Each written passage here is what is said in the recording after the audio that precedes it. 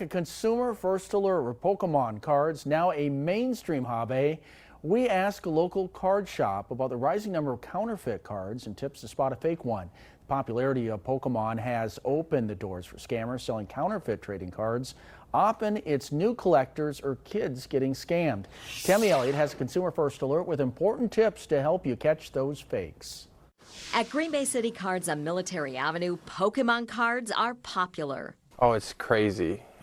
We sell out of product as soon as we get it. While collectors like Atala Shong are trying to catch them all. Pokemon's an awesome and amazing hobby. I've been collecting for a long time. They're also seeing fakes. I've caught some and I've noticed and I've called them out. So has Jake Schultz. This is like an $800 card. Okay. And that's counterfeit. That's not Yes. real. They get collectors who thought they had a gem coming in to sell at Green Bay City Cards. Probably once a week I get a fake card. And what is the reaction when someone finds out? Usually they're pretty surprised. Schultz says not knowing they bought a fake from third-party sellers online or at flea markets. It's frustrating because the majority of people who end up with fake cards are kids. He shows us side-by-side comparisons. You'll be able to tell just by the color and the print quality of the back whether or not it's fake. Looking at the back of the card for the dark blue border. So the real is the blue. The fake is purpley. Yep. And then that one looks faded. Yep. Real card, fake card.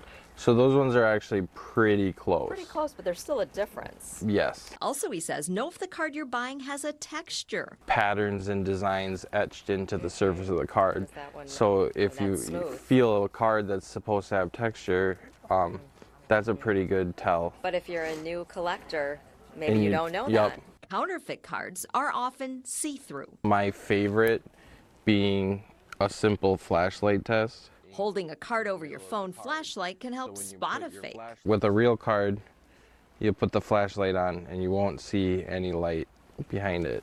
But if you take a fake card, you can see the circle from the flashlight. His advice, buy from a verified source. If you're ever questioning, best advice I can give you is just stop in at a local game store and ask. They'll tell you the truth. If you're buying packs of Pokemon cards, make sure you're buying from the retailer. The company says, as a general rule, if the price seems too good to be true, it probably is. And they get the highest reported counterfeit sales originating from flea markets. So go to reliable sellers, get familiar with the features of Pokemon products so you aren't fooled by a knockoff. Tammy Elliott, Action 2 News. It's a consumer first alert now. An elaborate phone scam is targeting seniors and their Medicare benefits. Swamica woman says she was coerced into believing she'd lost her benefits and had to cooperate to get them back. She's talking with Tammy Elliott to help save others from the scam. The Swamica woman calls the scam evil. She tells me she was on the phone for hours with callers impersonating Medicare, the pharmacy, her doctors, and when she was told her Medicare benefits were terminated. It sounded legitimate. A man came on and he said, I've worked for Medicare for 29 years. We have to update your record. And he just kept pushing that. And I gave in and gave that number. It was so elaborate and so tricky the way they had my doctor call me. And, you know, that's really going above and beyond. She tells me she was suspicious but was coerced into believing she had to give them her Medicare number to get her benefits back. She said the person impersonating Medicare gave her detailed instructions to get medical equipment she didn't need. They're going to offer you a back brace and a knee brace and wrist brace, and you just say, okay. And then he came back on and he said, well, they're not going to give you the wrist brace. And I said, I don't need any of that. Just say yes to everything they say. So, I mean, it was painful because I knew then I was in a scam and I thought I had to follow the rules to get my Medicare benefits back. So she contacted Medicare, verified that was a scam. She had to get a new Medicare number, and then days later, those medical devices she didn't need started showing up in the mail. She refused all those packages. So I talked with the director of Wisconsin's Senior Medical Patrol. That organization helps prevent and report fraud. They say every year there's an estimated $60 to $100 billion in Medicare fraud.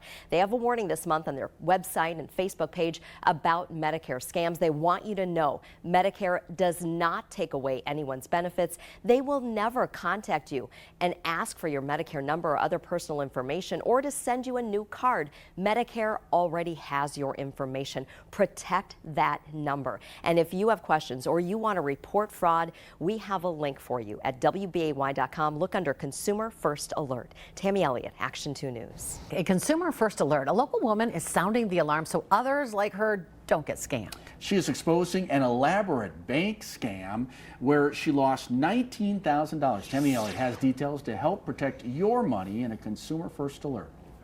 She tells me it haunts her every day, believing the person on the phone was actually her bank and that she was following instructions to protect her money. We met Jill Doherty at the recent Scam Jam event put on by AARP at UW Green Bay. She went there to expose this scam. It started when she responded to a text thinking it was from her bank, Wells Fargo, asking if she made a transaction in Miami. When she responded no, someone then called she believed was her bank to help her protect her money. The caller knew specifics about transactions in her account. The scammer asked me to take $19,000 out of my checking account at the bank, which I did. And they said that when the teller asks you what you need the money for, tell them that you have contractors working at your house and you need to pay them. And I did all of this. I took out $2,000 at a time, stuffed it in this ATM machine. In the meanwhile, he's uploaded a new digital card into my Apple phone. So I've got a second card. And he said, go into your digital wallet, click on this one, and now put your phone up against the ATM machine, so that it moved the money that I just put in there to that account. I did all of this like I was in some kind of trance. She says she felt pressured, caught off guard, that she's recently widowed and retired. And this new report from the National Nonprofit Identity Theft Center, called the Consumer Impact Report, says high-risk victims are targeted for more complex financial crimes, and 67% of victims say the experience caused them to consider self-harm. These are real people. Their pain is real. And Jill tells me part of her healing is sharing her story. We have to be smarter than them.